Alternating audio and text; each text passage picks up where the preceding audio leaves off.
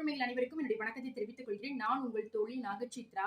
நம்முடைய வாழ்க்கையில சில நேரங்கள்ல எதிர்பாராத விதமாக சில இழப்புகளினாலோ அல்லது சில தோல்விகளினாலோ அல்லது நம்முடைய சில ஆக்டிவிட்டிஸால நம்மள இப்படிதான் அப்படின்னு சொல்லிட்டு நம்மள ஒதுக்கி வச்சிருப்பாங்க. நமக்குன்னு ஒரு பேர் கொடுத்து வச்சிருப்பாங்க.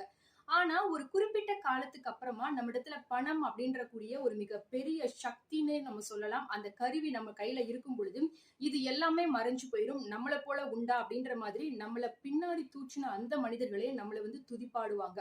சோ இந்த மாதிரியான விஷயங்கள் உங்களுடைய வாழ்க்கையிலயும் நடக்குது அப்படின்னா, இல்ல இந்த மாதிரி என்னோட லைஃப்ப நான் சேஞ்ச் பண்ணணும்னு நினைக்கிறேன். என்னுடைய சின்ன சின்ன மிஸ்டேக்கால என்னோட லைஃபே வந்து கொலாப்ஸ் ஆகி நிக்குது அப்படின்னு சொல்லிட்டு ஃபீல் பண்ணக்கூடியவங்க நீங்களா இருக்கிறீங்க அப்படின்னா, இந்த ஒரு சிந்தனை வரிகள் உங்களுக்கானதுதான்.